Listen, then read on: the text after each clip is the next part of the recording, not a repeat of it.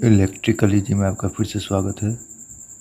आज मैं बात करने वाला हूँ व्यापारिक आधार पर ट्रांसफार्मर को किस प्रकार से बांटा गया है। तो व्यापारिक आधार पर ट्रांसफार्मर को दो हिस्सों में बांटा गया है, दो प्रकारों में बांटा गया है। पहला पावर ट्रांसफार्मर और दूसरा डिस्ट्रीब्यूशन ट्रांसफार्मर। तो पहले देखते हैं पावर ट्रांसफार्मर के बारे में। तो पावर ट्रांसफार्मर ऐसा ट्रांसफार्मर है जिसकी रेटिंग 3 मेगा वोल्ट एम्पियर से लेकर 200 मेगा वोल्ट एम्पियर तक होती है और ये हाई वोल्टेज को हैंडल करता है। हाई वोल्टेज को हैंडल करने के कारण इसमें हाई इंसुलेशन रिक्वायर्ड होता है और ये पावर ट्रांसफार्मर फुल लोड पे फुल इफिशिएंसी पे काम करता है। मतलब फुल लोड पे ये फुल इफिशिएंसी देगा, मतलब 100% इफिशिएंसी ये फुल लोड पे देगा। ठीक है। और इस तरह के ट्रांसफार्मर का साइज बहुत बड़ा होता है, साथ ही साथ हाई रेटिंग होने के कारण इसमें लॉसेस भी काफ़ी अधिक मात्रा में होते हैं और उसके कारण जो बॉडी में हीट होता है, जो हीट ट्रांसफार्मर के अंदर पैदा हो रहा है, उसको समाप्त करने के लिए सफिशिएंट कूलिंग व्यवस्था चाहिए होता है। ठीक है, सफिशिएंट कूलिंग व्यवस्था चाहिए होता है। अब ये पावर ट्रांसफार्मर कहाँ यूज होता है ये देखते हैं।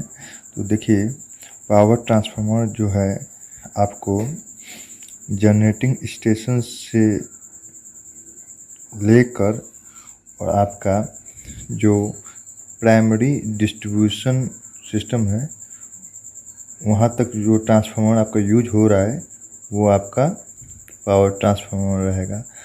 ऐसे नॉर्मल अर्थ में हम कह सकते हैं कि आपका पावर ट्रांसफार्मर के किसी एक साइड में 11 kV से अधिक का वोल्टेज प्रोड्यूस होता है या अप्लाइड होता है। ठीक है।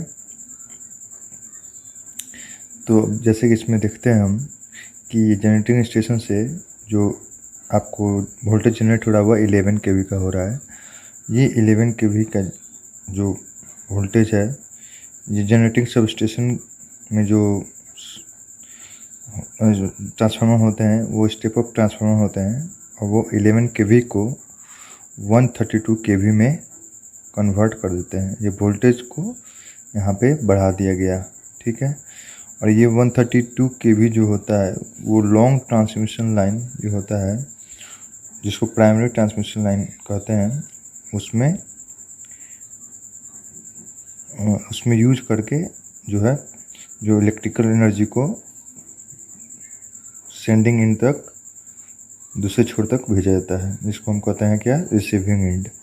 रिसीविंग एंड तक के सब स्टेशन के पास छोड़ा गया। तो 132 kV जो है transmission line primary transmission line में यूज हुआ।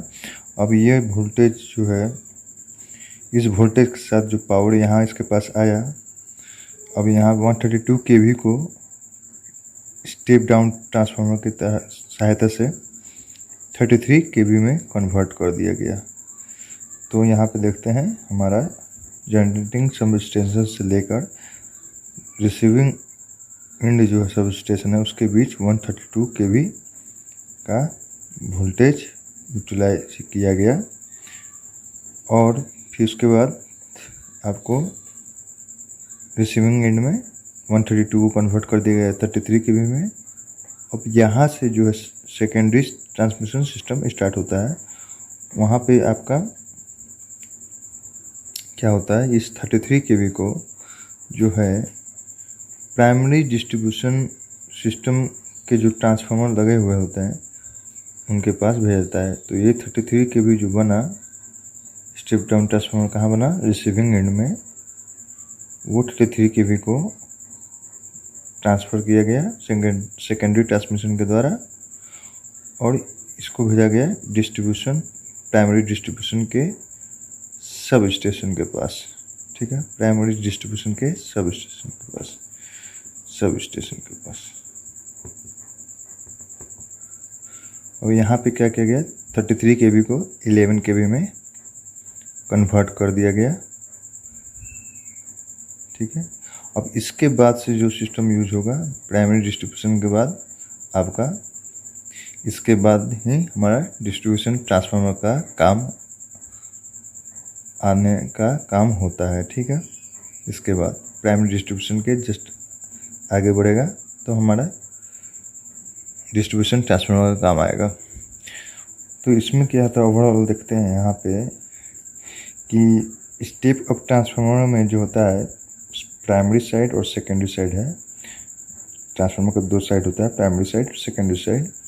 तो यहाँ पे प्राइमरी साइड जो है आपका स्टार कनेक्शन में जुड़ा हुआ है और सेकेंडरी साइड जो है आपका डेल्टा में जुड़ा हुआ है। तो स्टेप अप पावर ट्रांसफार्मर में हमेशा प्राइमरी स्टार में रहेगा, सेकेंडरी डेल्टा में रहेगा। फिर उसका जो ये आगे बढ़ के लॉन्ग ट्रांसमिशन लाइन के द्वारा जब स्टेप डाउन में आएगा तो कंटिन्यू यहाँ देखेंगे, यहाँ पे वोल्टेज कंटिन्यू 132 के बाद वो कंटिन्यू घटते हुए 11 तक कन्वर्ट किया जा रहा है।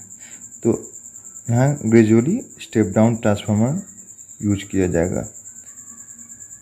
At the starting step up है जनरेटिंग स्टेशन के बाद, उसके बाद कंटिन्यू आपका स्टेप डाउन ट्रांसफार्मर का यूज होगा, ठीक है। तो अब यहाँ पे स्टेप डाउन पावर ट्रांसफार्मर में प्राइमरी साइड डेल्टा में होता है और सेकेंडरी साइड स्टार में होता है, जस्ट स्टेप अप के उल्टा यहाँ पे हुआ।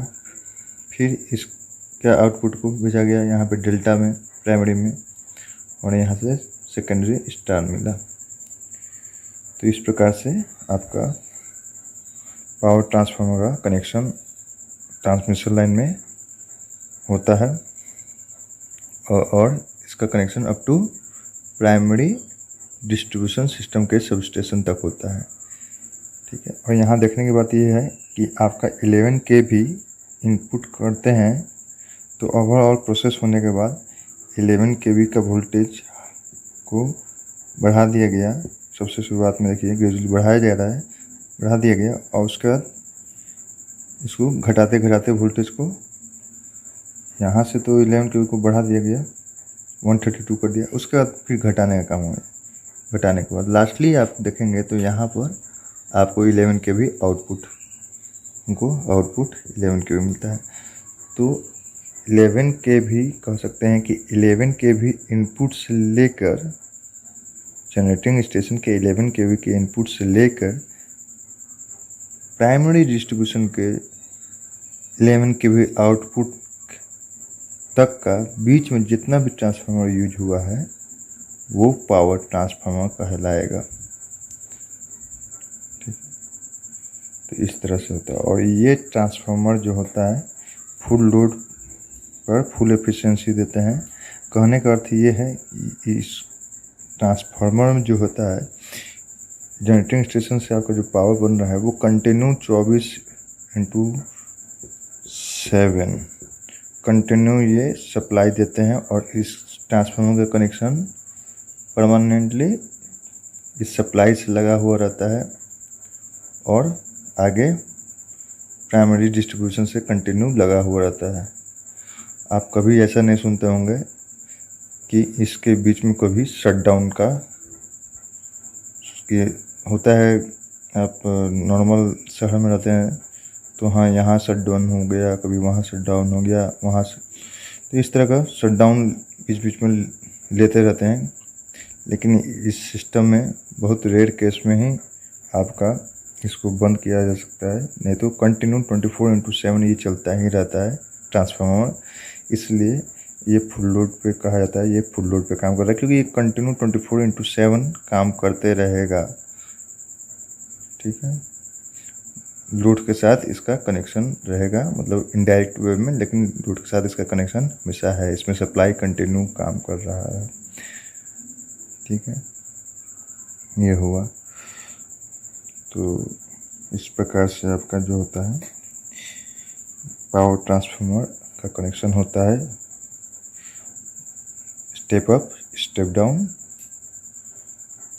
और इस तरह से इसमें वाइंडिंग का कनेक्शन होता है, ठीक है।